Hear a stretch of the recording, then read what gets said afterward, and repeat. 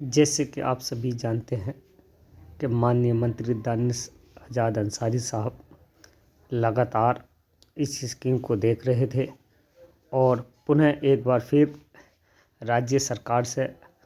माननीय मुख्यमंत्री से मुलाकात कर उन्होंने एक पत्र प्रेषित किया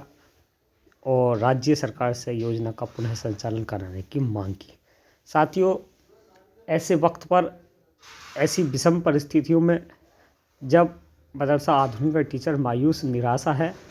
और उसे कोई उम्मीद नहीं थी, ऐसे हालात में भी माननीय मंत्री दानिश आज़ाद अंसारी साहब लगातार मुख्यमंत्री से ये मांग करते आ रहे हैं कि उक्त योजना का संचालन राज्य सरकार से अतिशीघ्र किया जाए। क्योंकि मैंने पहले भी बताया था कि हमारे पैनल के सदस्य लगातार लीगल एडवाइज़र माननीय मंत्री जी के संपर्क में हैं और वो लगातार कोशिश कर रहे हैं कि इस स्कीम का स्थायी संचालन राज्य सरकार से अतिशीघ्र किया जाए। लेकिन साथियों, जिस तरह से माननीय इलाहाबाद हाई कोर्ट और लखनऊ बेंच में मुकदमा विचाराधीन है, पेंडिंग है, लंबित है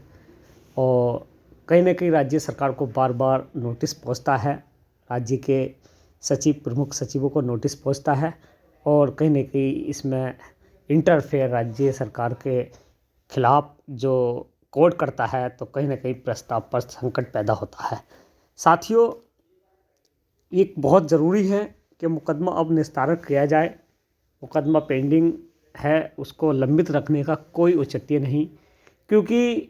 राज्य सरकार को विशेष जो पार्टी बनाया गया है इसमें बकाया मानदेय के लिए राज्य सरकार इसलिए स्वतंत्र रूप से फैसला लेने में सक्षम नहीं है। लेकिन जिस तरह से हमारे लीगल एडवाइज़रों ने ये जानकारी उपलब्ध कराई है कि माननीय मुख्यमंत्री जी इसकी घोषणा बहुत जल्द करेंगे, अंतिम फैसला उनके हाथ में है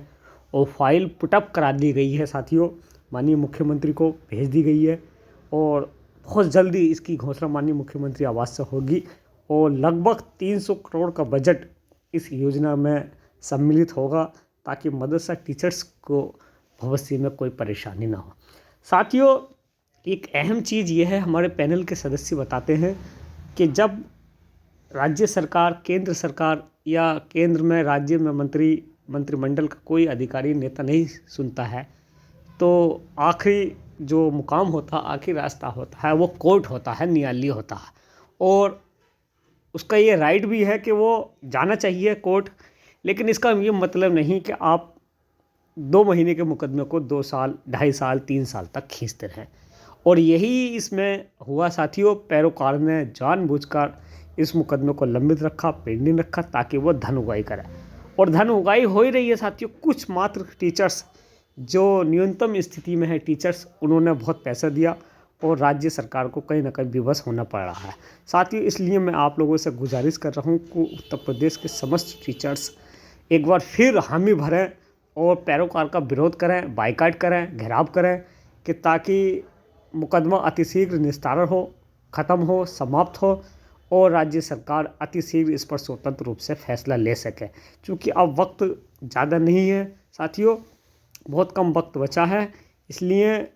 अब राज्य सरकार को स्वतंत्र रूप से कार्य करने का मौका मिलना चाहिए और माननीय मुख्यमंत्री से जिस तरह से उम्मीद अल्पसंख्यक समुदाय लगाए बैठा है और माननीय मंत्री जी जिस तरह से लगातार प्रयास कर रहे हैं कि उक्त योजना का संचालन राज्य सरकार से किया जाए, क्योंकि उस पत्र में ये अहम जिक्र किया गया है। साथियों, वो पत्र मेरे पास उपलब्ध है, मैंने कल भी फॉरवर्ड ग्रुपों पे किया था कि उन्होंने सिर्फ इस चीज़ का ही जिक्र किया गया है कि राज्य सरकार से योजना का संचालन अतिशीघ्र किया जाए।